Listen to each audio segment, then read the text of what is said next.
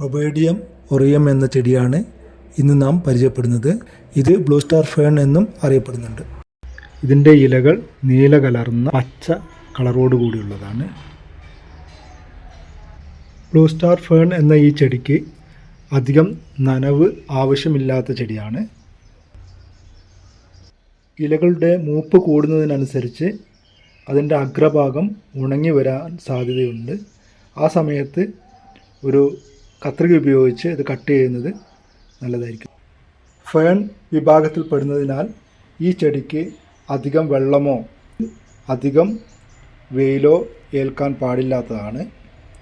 അധികം വെള്ളം ഉണ്ടായാൽ ചെടിയുടെ അടിഭാഗം ചീഞ്ഞു പോകാൻ സാധ്യത വളരെ കൂടുതലാണ്. അടിഭാഗത്തെ കിഴങ്ങിൽ നിന്നാണ് ഓരോ തണ്ടും ഉണ്ടായി വരുന്നത്.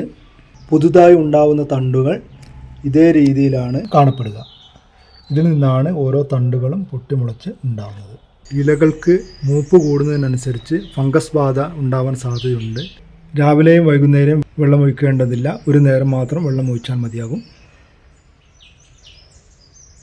അടിഭാഗത്ത് തൊട്ട് നോക്കിയതിന് ശേഷം മാത്രം നനവുണ്ടെങ്കിൽ വെള്ളം ഒഴിക്കേണ്ടതില്ല. നനവില്ലെങ്കിൽ വെള്ളം ഒഴിച്ച് നൽകാവുന്നതാണ്.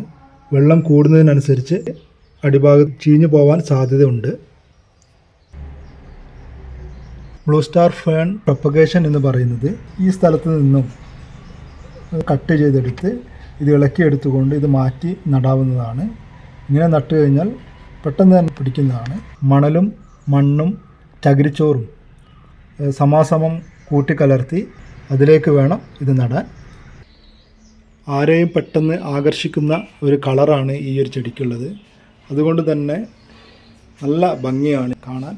ആവശ്യമുള്ളവർ വാട്സാപ്പിൽ മെസ്സേജ് ചെയ്യാവുന്നതാണ്. കേരളത്തിൽ മാത്രമേ ഡെലിവറി ഉള്ളൂ.